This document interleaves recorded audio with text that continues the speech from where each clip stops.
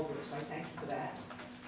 We did have traffic calming in the 15th Avenue end of our street, and it has worked to some extent, and I would disagree that it's totally ugly and that it will be unhelpful. So just to make those few comments initially, I'm very grateful that you're doing away with the closure. One of my concerns is to sort of broaden the discussion a little bit. I was interested in what is happening the other side of 101.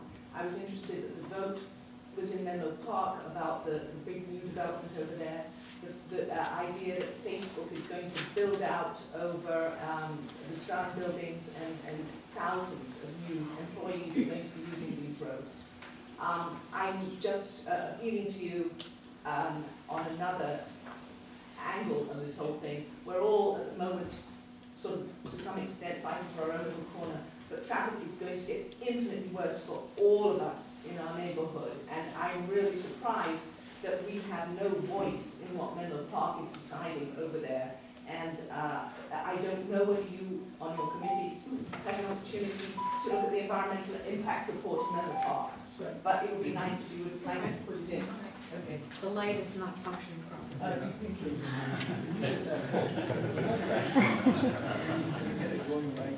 It's fine. If I can just add a comment, another scary thing is if Redwood City develops the salt flats out there and puts in a city of 30,000 people. Yeah. So I don't know why Atherton itself is not able to discuss that with Menlo Park. I don't know what they can Discuss it all we want. You've got to have two to tango. Yeah. Probably remember. Yeah, Us discussing it with Menlo Park's one thing, but Menlo Park discussing it with us is quite different. So, you know, fortunately, because they have not, they're going to have to delay the Bohannon project because they haven't yet got a tenant for the hotel they're trying to build, and therefore they can't build anything else till that's settled. So at least helps time-wise a little bit. Who's next?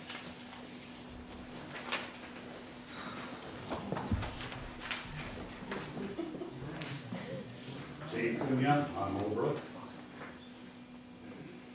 Been dealing with this for probably the last several years, and it's basic, okay? If you go to Holbrook and are there in the mornings and watch what's happening, it's pretty basic. Someone's gonna get killed. That's the bottom line. Who in this room is gonna be accountable to that? Everyone. That's what's happening. That's the true facts of what is happening on that street every single day. And you gotta go. You gotta go look at it. You gotta witness it. Because it's that dire. It's gonna be someone's child. It's gonna be someone's, you know, grandparents like mine. But I guarantee you that that's going to happen. That's the dire result of what we're talking about here. I don't care about closures. I don't care about cars being parked in front of, you know, people's houses and that kind of thing. That's not what's important. It's that this is a safety issue, and that's what you got to look at.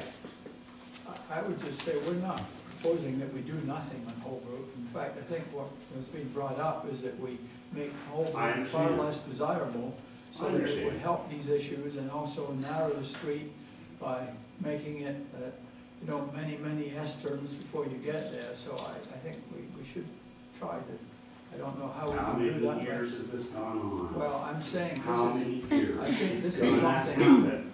It's gonna happen. I think this is And something. you can live with that, okay? This is something we can do. Okay, you can live with that. Who's next?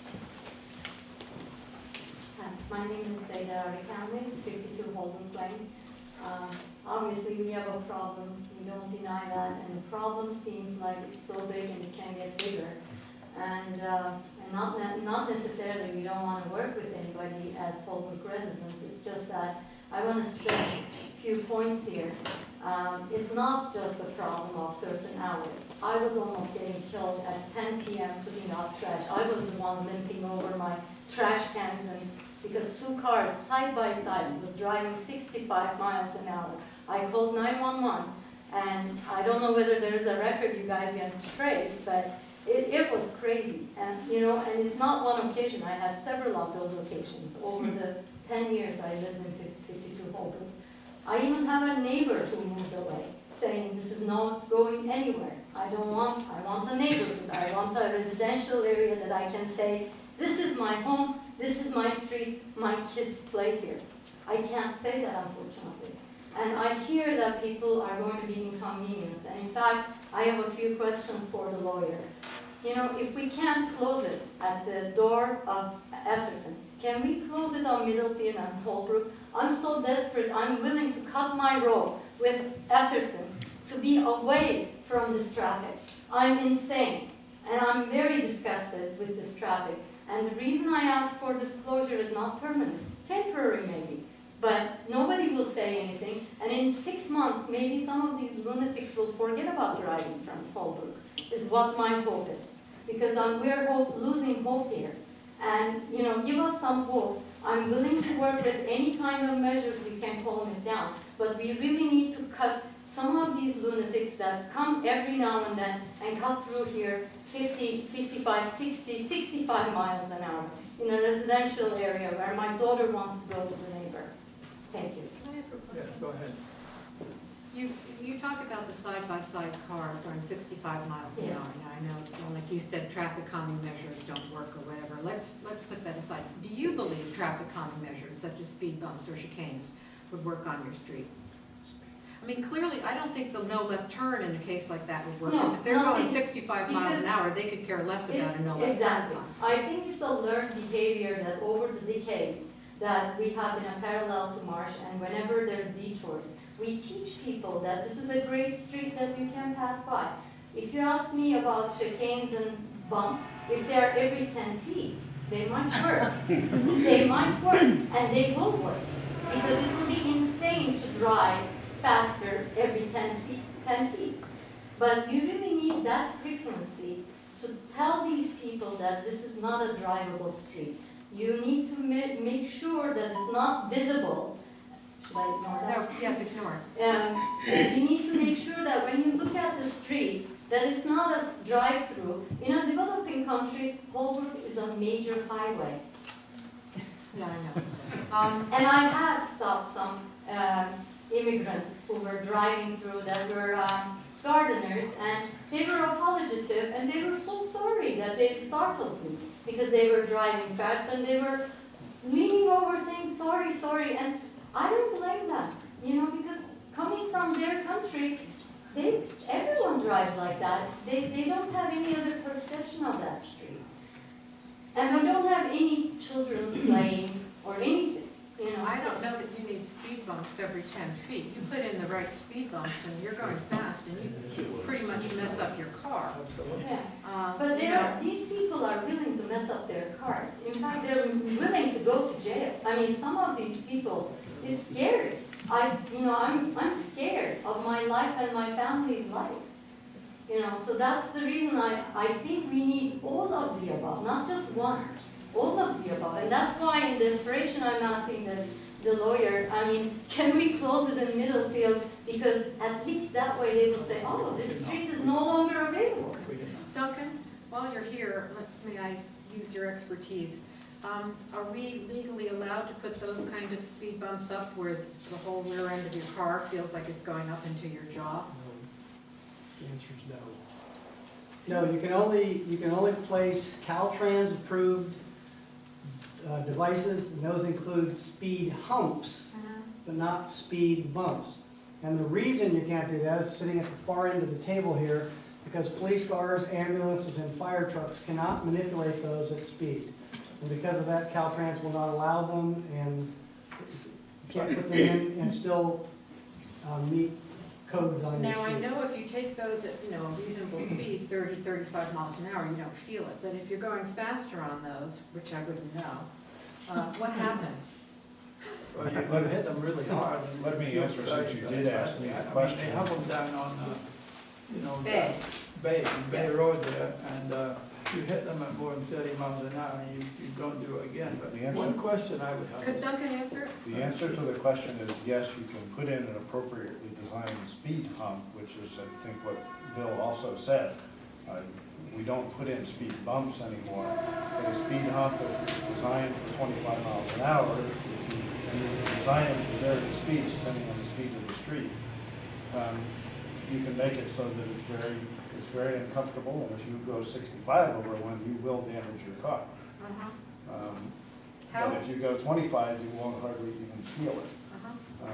But one thing, since we don't have curb and gutters, we would also have to do something to the side of the road to keep people from going around the speed hump. Which they would drive onto the dirt and go around them, so we'd have a little more construction to do that also. What would But the, that's doable. what would the approximate cost be? I mean, we know what it cost in the park to put up those speed humps. And so what does it cost for a speed hump? And about how many do you think we need on Hellbrook? I don't have the figures ready at hand, but, you know, it's quite a few $1,000s. When I worked in Belmont, we tried to put in some of the prefabricated ones. Those were a dismal failure. They need to be constructed out of asphalt. You need to cut out the road and put in new asphalt for the entire length of the speed hump. And then the construction on the side, some kind of fences or something to keep people from going around. That's not very expensive, but probably somewhere in the $10,000 a hump range. And you'd need at least a couple of them. I mean, we did the study on Fair Oaks, and that's when we found out that we couldn't do it on Fair Oaks because it's an emergency response route. I have already communicated with fire, and Chief Guerra met with Chief Shufflehammond and talked about it, and that is not an emergency response route. They do not need to run fire trucks down Holbrook, on a regular basis. They will know, how to go around to get where they need to go. So they can put them in. You need at least a couple. It would be probably around 10,000 roughly a piece, but you'd need curb work as well. Now, if you put no left-hand turn sign at the end of Holbrook at the corner of Middlefield, what would that do? Doesn't as much traffic turn right as it turns left? Far more traffic turns right than left. yeah. Yeah. But 90% go right. can I just say, it seems to me that we've got to get going on doing something here. We've been talking about this, as some gentleman said, for 5 years. What is to prevent us, if it's approved by the council, having a proposal made up by our town employees to see exactly what we can do with chicanes and possibly speed humps? I mean, it seems to me we've got to get moving on this. And, we've talked this thing to death. Now it seems time for some action. And what I would like to see is a proposal for Holbrook Lane with chicanes, speed bumps, or whatever else it takes, and hoping at the same time we can convince the county to put that no right turn in, but we can't count on that. So, Mike, maybe you could say, can we get going on this? We can certainly put together a design for chicanes and humps, make recommendations on where we believe it would be the most effective, taking into consideration location of driveways, etc. But ultimately, we would want to see support from the people who live on Holbrook that they want them. Well, I think that basically everything I have had says that people in Holbrook want something, and they want it done, and we can easily take a survey of not too many people there. I'm sure they would support this, and if anybody here disagrees with it tonight, they can speak. But what does it take, Mike, to get started on this? Oh, it's just a matter of, again, identifying the most optimal locations, because when you're taking a look at these devices, it's really to reduce speeds. That's the primary purpose of chicanes and the humps. It's really to reduce speed. Right. So staff can take a look at that. I think what's going to be important is we come up with, as far as the design of the speed humps, as both your city attorney and Duncan indicated, these are standard designs that we need to use. But on the chicanes, doing something that's going to be visually attractive as well as being effective. Can we have an agreement with the committee then that we instruct Mike to get going on this? But there's something more. What is the status of the road work in town? Has it all been complete for this past year? As far as the capes and slurs, yes. Okay, what about the actual digging up roads? Do we have any roads that were under reconstruction? Yeah, up at Fletcher and Ridgeview. Yeah, no, but it's- that's a Right, big no, but- project that has to But be completed. what we would take, what we would take a look at is when we believe Holbrook, I think what you're getting at is when we believe Holbrook is scheduled for the next maintenance, so that we can coordinate that and possibly advance that, That's what I'm thinking. to time it with the placement of the chicanes. Yeah, and you'd want to do it before the winter, because once the winter comes, you can't do a lot of that road work, but you could redo their road at the same time in this year's budget. I think, to be honest, I mean, we can try our very best, but to try to get something on the chicanes and the speed humps, work with the street to get it done before winter, I think that'll be difficult, but we can certainly try. I would hope that we could get it done. It has been 5 years. Yeah. We just can't keep putting this off. Mr. Mayor, it would also unfortunately require compliance with CEQA, which does not necessarily mean EIR. In fact, it usually doesn't for levels of this, but it does require that they go through the normal CEQA process to ensure that anybody that wants to comment, even if they do a negative declaration, they still have to go through that environmental assessment as a project. So what's that, like 90 days? Could be less, could be about that. Okay. Any other comments? I guess there are many other comments. Who's first? My name is Anita Child, and I live on San Benito Avenue. Unfortunately, I was unable to get all of the residents' signatures in time to submit before this meeting, and I would like to submit the viewpoints of our street for your consideration in this matter. And with that, I'll take my seat. I'm sorry, what was the street? San Benito. Okay, lady at the back here.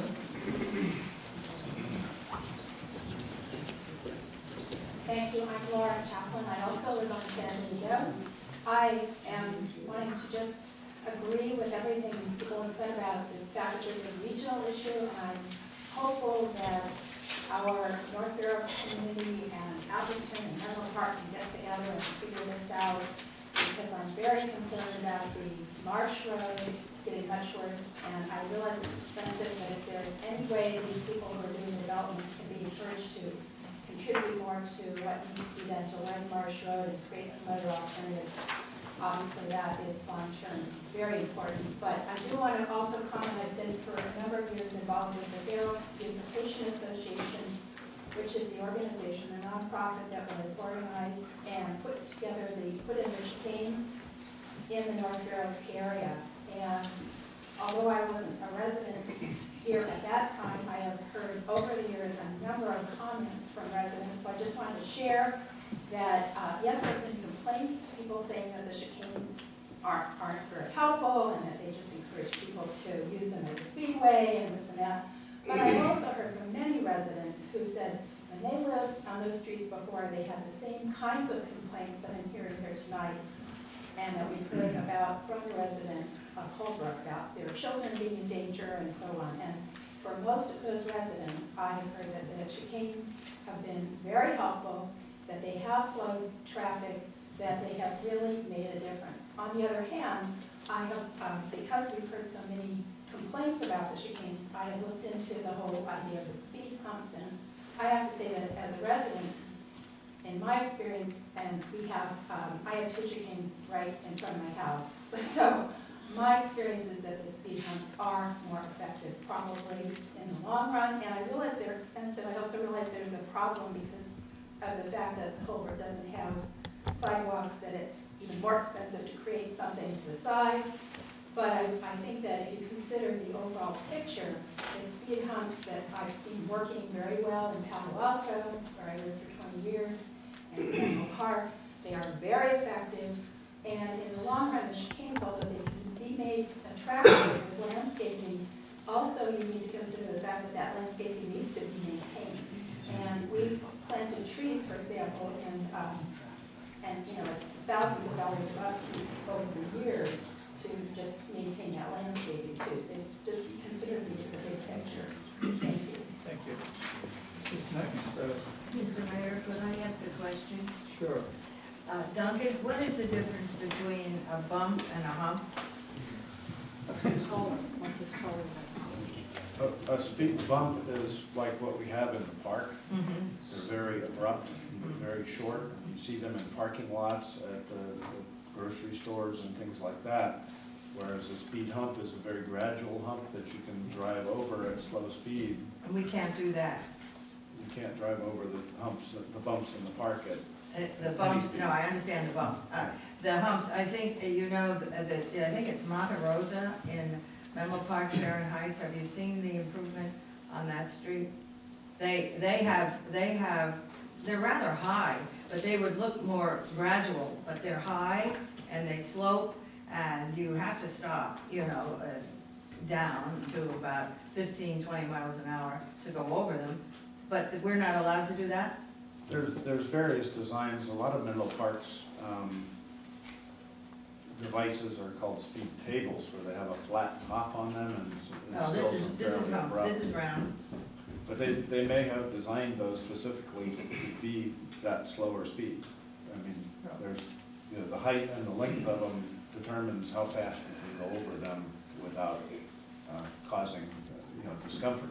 And that would be an issue for us to, you know, to design, you know, what speed they should be. The speed limit on Holbrook is 25, so there's no reason to make it comfortable for people to go any faster than that. Who's next? You have to judge yourself. I'll be Who's quick. ahead of time here. My name is Kutular County, 52 Holbrook Lane. I'm one of the people who went out to the NFL side to cause those signatures, the other signatures. Without exception, including 15th Street, I remember, which has bumps and chicanes, everybody complained about the volume of the traffic in the morning. Not just the speed, not just people, you know, trying to swerve around these things, but the volume, the sheer volume. I heard people saying they throw rocks at the cars. That's easily the street. So my question or point is why NFL residents being so against closing the street do not do anything organized to push their council to do these right turn signs on Marsh Road. In fact, not just on their road, but the several lanes drive. This is the question that so baffles us as residents. We have pictures that show you that in the mornings, we cannot get out of our driveway because, you know, traffic backs up about halfway into, you know, the Atherton section of the street. So it's not just a safety issue, it's a volume issue. And it's not only on Holbrook, but it's all over the NFL side. So we'd like to ask again, the residents to push their council and their supervisors to install the signs. We don't need any more studies. We've seen enough. So we must also, the town of Atherton should also try to push the county to do this. I don't know if there's any way to do this. Well, I think what was requested is that we write a letter, and they said that they would support us in encouraging the board of supervisors to put up that sign. And I think we can do that. We can do that. Thank you.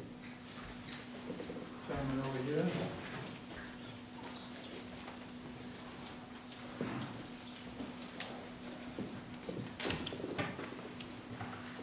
My name is James Wu. I live, I'm an Atherton resident. I live on Marsh. And I think that a lot of times we overlook Marsh is part of Atherton. And the traffic there is miserable compared with all the others. And one of the things I made in the previous meeting about, we rely on Holbrook and some street to actually get 101 during the busy time. People where they right into it, we cannot make right into it. Because that would be suicidal to the right into it. And I'm speaking for all the Marsh residents. And so I'm glad to hear that, you know, we are not considering that as an option. But on the other hand, I think, you know, we have not, I think Joan briefly mentioned about maybe some way to alleviate the traffic even on Marsh. You know, if you can alleviate before it gets bad, get down to the marsh Middlefield side, that may be a way of just alleviating traffic to another direction. That could help the whole neighborhood.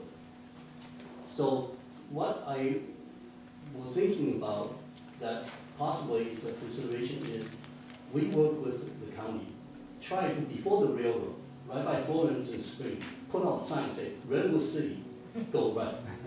Go El Camino, go right, because Middlefield doesn't get you to El Camino. Okay? And go use Fifth Avenue.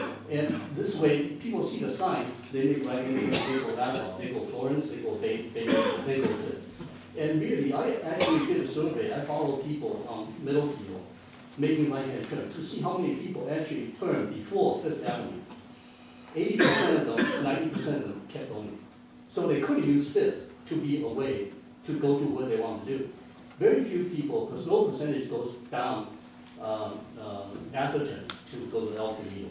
You know, some people may take Fifth, the right by the gas station, and go into the Fifth, make a left-hand turn there. So to some extent, if we can alleviate the traffic, to Marsh Road traffic, leaving off some of the traffic before the railroad track, with county putting a sign there saying that's the way to go to Railroad City, to go to El Camino, that may be the better way.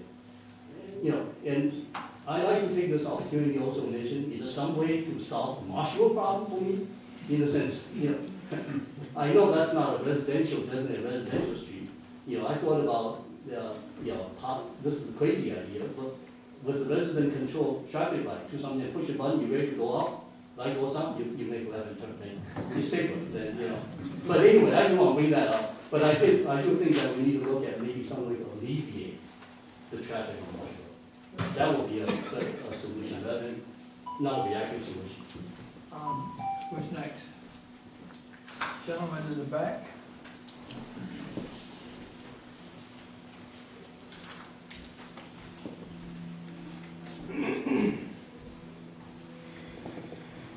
My name is Jim Porter, I'm the Director of Public Works with the County of San Mateo.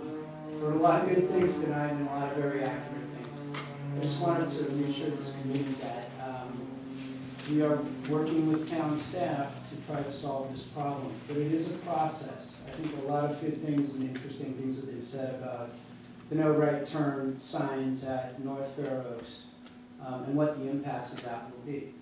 I wanted to tell you that we're not opposed to a no right turn sign, but we want to make sure that we understand what the impacts of that are. For instance, if you put a no right turn sign at North Fair Oaks, it's going to drive the traffic to 15. So when we look at what happens at North Fair Oaks, we're going to have to look at 15. So likely a solution is going to be no right turn signs at both of those intersections. Now what that means is no right turns for anybody. Atherton residents, county residents, nobody gets in. But that also pushes the traffic back down to, as Joe was saying, Spring Street, which is Florence, which is in the city of Redwood City.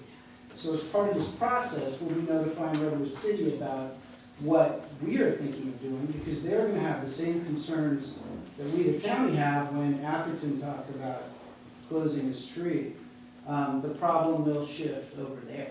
So I just wanted to reassure you that this is something that has great cumulative effects when you start installing these signs. And we just want to make sure that we understand that, and that the residents that are going to live with this understand that, because it will be an inconvenience, and frankly, a necessary inconvenience at some point, but there is going to be some changes. So we want to make sure that what's done is very thoughtful. Our Board of Supervisors, at least the supervisor in this district, Supervisor Rose Jacobs Gibson, is very familiar with this issue. She's being briefed on it an awful lot on a monthly basis. So the board understands this problem. The board member that has this district here understands the problem. We're working with Atherton staff. I know that it's not as timely as you would like it to be, but having done traffic for many years, these decisions affect a lot of people. It's important that you understand those impacts. So I want to thank you all. Can we answer the question? Which staff are you working with in Atherton? Can you give a name? Mike and Duncan. Is 2 years enough for you to do this? You've been working for this since your last letter. Excuse me. We have to address the committee here. One of the things I'm concerned about is we've been working in this for 5 years. And many of the people who are here are county residents, not Atherton residents. And somewhere, we got to come to a decision on what we're going to do. And it seems like you're talking about process, but you know, the process has been going on for 5 years. And bottom line, nothing has happened. And I think that people are fed up of it. And I think that what we need is to speed up the process one way or the other to help not just the Atherton residents, but the county residents to reduce the traffic. I'm sure there are probably other issues involved, but we've got to do something. So I don't have that kind of background with the county. I've been here about 4 years. I became aware of this about 2 years ago. What our plan was at the time, much of this traffic, it looked like, was derived from the schools in Atherton and the surrounding communities, and the fact that they all started at the same time. There was a decision by the school board to stagger those times. We wanted to see what impact that would have. Unfortunately, that didn't solve the problem. But again, we're talking about going through steps and looking at every single option before you implement traffic regulations. So we looked at that. That's not working. So clearly we have to go to the next step. Now, there was some good comments made about restriping that lane. That could just add to frustration. It's just going to cause the queue to back up on March. So, you know, maybe one of the things we do is not even stripe that lane and just look at those signs. But we need to know when we look at those signs what that's going to do to the traffic in Redwood City. Because that will hit Florence and Spring and that will impact that area. So I understand your frustration, but we want to make sure that we do go through a community process with our Fair Oaks Do you community. have any idea of a timeline when you get this all done? You know, I will tell you, we would like to get it done in 6 to 9 months. I hope it happens in that time. Why does it take 6 to 9 months? Because you need to do a traffic analysis, an origin and destination study, as well as turning movement counts at these locations to find out the volumes of traffic that we're talking about and where they're going to go. That's really the time. Question. Fair Oaks is a residential street. Holbrook, Palmer, San Benito, they're all residential streets. What kind of a street is Spring and the other? Florence. Florence actually connects with Bay. It's Bay. Yeah, the Florence County goes in What jobs. kind with of a Spring. street is that designated by the county or the state or? You know, it's actually Redwood City, Okay. Florence section. Diana, do you know what Spring? Residential. It is residential? And I would be remiss not to introduce Diana Shu. She's a senior engineer with the county. She's been working on this issue for quite some time, and she would handle traffic for us. Just one further time question. If it's going to take 6 to 9 months, have we started? Are we ready to start today? Well, are we ready to start today? I mean, Yes, we are getting Well, ready I'm to saying start 6 to today. 9 months, I guess takes, is it when, after you start, that it takes 6 to 9 months. Now, are we ready to start moving today or Well, soon? I'll be very frank with you. Our traffic engineer moved to Alaska 3 weeks ago, or 4 weeks ago. We're in the hiring process. We're gonna make an offer. Once we get that person on board, we'll have them work with a consultant to get this work done. Now, a consultant study shouldn't take more than 3 months, but the reason why I gave you 6 to 9 is because there's lead time in hiring consultants. So we would hope to get there. Because we, the county, have a process for retaining consultants, and it involves RFPs and everything else. Go ahead, Larry. So, you know, I'm wondering, we've had this meeting before, and, you know, we're sympathetic, we're trying to solve a problem, but it's multi-jurisdictional. The county seems to have to feel the same heat we feel. So how do we bring the heat on the county? How do we move this discussion to the county? Do they have a traffic committee? Does it have to be at the supervisor? How do we get on the agenda to bring pressure on the county to make this a higher priority? The county hears you. I mean, we've gone through meetings with the North Fair Oaks Council. The supervisor's aware of it. we're at that next step, we're continuing through this process. Now, what I heard today from North Fair Oaks residents is that there's not opposition to these right turn signs. So that is part of the process. We want to make sure that the community understands what is going to happen when these signs are installed. We'll also need to talk to the CHP who does traffic enforcement with us, so that they're aware of these signs going in. So I don't know that it's necessary to storm the board, so to speak, because we are speaking with the supervisors, and I will guarantee you they will hear what happened at the conclusion of this meeting. But we do have processes at the county for hiring consultants, and I'm sure you have similar processes. So, Yeah, we will we go do through it in that. 2 weeks. We hire them in 2 weeks. That's We're why we much hire more efficient consultants. than we are. Well, we're very efficient. Yeah, we develop requests for proposals, we send them out to different traffic engineering firms, and then receive those proposals and make our judgment based on the qualifications. We've just done it for just 2 weeks. Well, what I think reasonably we're going to have to do is institute our own traffic calming devices. Yes, And look at the chicanes, look at the humps. And it sounds like the humps are going to be better because we don't want to have to continually maintain chicanes.